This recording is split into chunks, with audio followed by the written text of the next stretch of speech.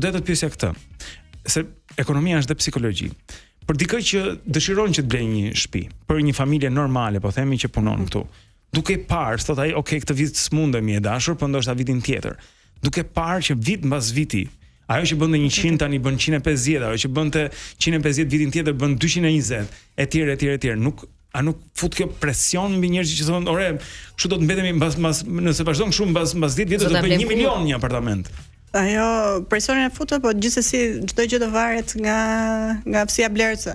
Dhe unë thashë përpara, do të thënë shumë e vështirë që këtu të bësh parashikime, sepse para 10 vjetësh u tha do bien çmimet nuk ran, përkundrazi u rritën shumë. Asnjëri nuk besoj që do arrijë që ta parashikojë, domethënë, nëse çmimet do rriten apo do të ulen në të ardhmen. Ka disa dhëna që janë nga tregu që thonë që ka rënë fuqia blerëse.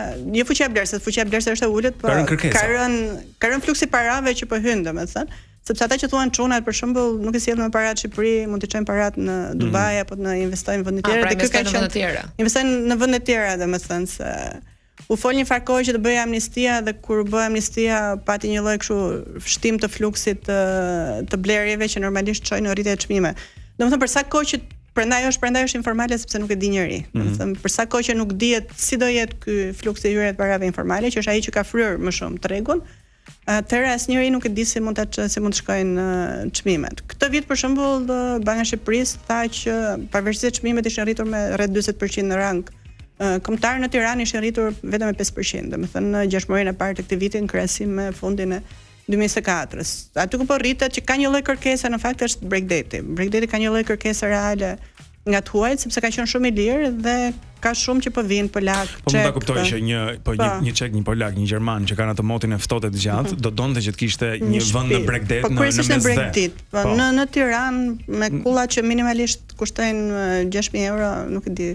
Në Milano tani pas çmimet çmimi mesatar është 5.000 euro, do nuk e di kush mund të vi ta blej këtu sepse shkon blen më mirë në Milano sepse edhe kthimin e ka më të garantuar sepse dhe qiraja është shumë e lartë në Milano se sa këtu. Është Milano, kështu që normalisht. Po çfarë parashikohet që të ndodhi nëse kjo dhe kush del i humbur? Se mua më duket sikur me këtë llogari i humbur del qytetari normal, qytetari i ndershëm. Se i fituar qytetar.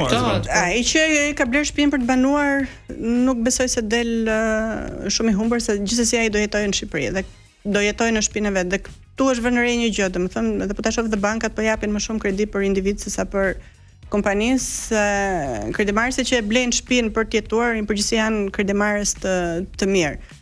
Ata që do dalin të humbur janë investitorët, pastaj i humbur del dhe sistemi bankar sepse ti kur shkon në bankë ke lënë një pronë që i ke lënë si kolateral, në moment që të ke një zhvlerësim, bankës i zhvlerësohet dhe del me humbje sepse nuk e marr. Po, edhe kjo marrja e kredis, fakti që Banka e Shqipërisë ka shtrënguar kushtet dhe mendohet që do i shtrëngojë prapë nga kushtet, tregon që ka një lloj shqetësimi. Edhe Fondi Monetar Ndërkombëtar ka një lloj shqetësimi për këtë, po gjithmonë siç e thash, për sa kohë që ti nuk e di, domethënë, ekonomia informale është një kështu ndryshore shumë e panjohur që mund ta ndryshojë gjithë ekuacionin, domethënë. Mund të rriten çmimet, mund të ulen çmimet. Ç'është kjo logjika dhe ky presion që blini shtëpi, se do futemi në Bashkimin Evropian, do rritet çmimet, do ja blejnë tuaj, ndërkohë që ti nuk ke politika sociale dhe nuk mendon për strehimin e të rinjve këtu. Ja thash kjo është zgjidhja e shtetit normalisht edhe mungesa e presionit nga qytetarët, sepse po të shohësh për shembull në Barcelonë kishte protestë. Dhe presioni nga qytetarët. Mirë, okay. Tu është shumë i ulët. Aty s'ndihmojmë dot. Tani çfarë politik? Unë thash qeveria duhet të mendojë për mirëqenien e qytetarëve të saj, juve prapë shtrëmbruat. Këto janë gjëra që qytetarët nuk mendojnë për vete. A janë në dieni qytetarët që ka politika lehtësuese dhe mbështetëse sa i takon strehimit? Po normalisht ka. Me çfarë më than mua tani mund të marrësh për shembull 50 apo 60.000 euro ti si kredit but që çfarë do blesh me 50.000 euro? Të blesh garazh, domethënë tam që vetëm garazh. Kush do e marri kredinë e but përpara? Se tani është shumë e lehtë kjo kredi e but, po se kemi parë. Prandaj dhe unë përmenda çfarë ndodhi në Spanjë dhe çfarë ndodhi në Poloni, që janë shtete që janë shumë të zhvilluar se ne dhe me të ardhura shumë të larta se ne për individ, dhe shteti ka pasur politika për strehimin e qytetarëve të vet. Tu nëse duhet të frenojnë emigracionin, se besoj një nga arsyet që shumë të rinj të ikin është se nuk mund të fillosh të krijosh një familje me një pagë mesatare të tillë, ku një pjesë të madhe të shpenzimeve ti do të çosh për të ngrënë. Dhe absolutisht që mund të blesh, ndërkohë që ato rriten pastaj. Dhe absolutisht nuk mund të blesh në shtëpi. Dhe faktori tjetër për një familje të re për shembull janë edhe qirat.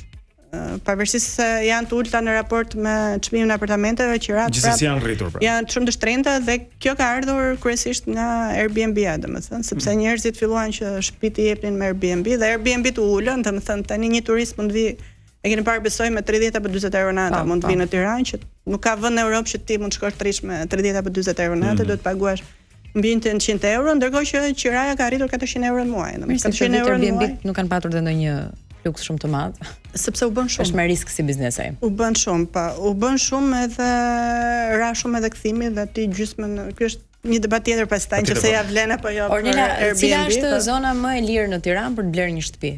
Po zona më e lirë si gjithmonë është periferia. Po dhe periferia tani është 1400, 1500 euro. Ndodhi kjo gjë, domethënë që varet cila periferi. Se ka periferi të ndryshme. Dhe periferia është shumë interesante ajo që ndodhi, domethënë, sepse ty të rrit shumë qendra. Dhe qendra u rrit sepse ti pate këtë fluksin e kullave. Të shkoj 4000 euro, 5000 euro, 6000 euro që të ka shkuar në kulla. Dhe njerëzit shkuan në periferi. Periferia deri para ca vitesh ishte relativisht e lirë, mund të gjejmë 700 ama 800. Dhe rritja e çmimeve në periferi ishte shumë më e lartë, domethënë ky elementi ekonomisë, elementi ekonomisë informale ka kaluar 1400, 1500. Gati dyfish, sepse u rrit shumë më shpejt. Dhe fenomeni e ekonomisë informale aty indirekt të uli prap fuqinë blerëse, domethënë se të shtrejtojnë çmimet, sepse ata që pastrojnë para nuk blejnë këto shtëpia, domethënë këto shtëpiat me 1000, po blejnë në kulla me 1400 euro, ose te provinca oligark. Ka një problem se nuk do ishim kundër të shkuarit në periferi nëse pastaj do të kishte mundësinë e transportit publik apo që të vije shpejt në qytet, por ti nëse shkon në periferi je i ngecur në trafik gjysmën e ditës edhe brenda qytetit. Gjithandej e ngecur në trafik. Po jo, është dënsuar aq shumë sa që ti mezi del, mezi hyn, mezi parkon, mezi gjen. Ky është një problem tjetër, pastaj është problemi i modelit zhvillimit që ndryshëm të Tiranës, domethënë, që ka një mbingarkesë me kulla, me apartamente dhe pse nuk e munguar. Ka një masakër urbane. Ka një masakër urbane, nuk ka hapësira të lira. Dhe ato ti shikoj ato parkime që ke pasur tani po jepen apo bëhen pallate. Normalisht parkime publike që ishin relativisht të lira. Domethënë Tiranë sot vetëm në këmbë mund të mbietosh. Është vërtet. Ose me biçikletë. Po. Nëse nuk të ose me skuterat që janë të rrezikshme. Ose shtypi njëri. Shumë të rrezikshme janë.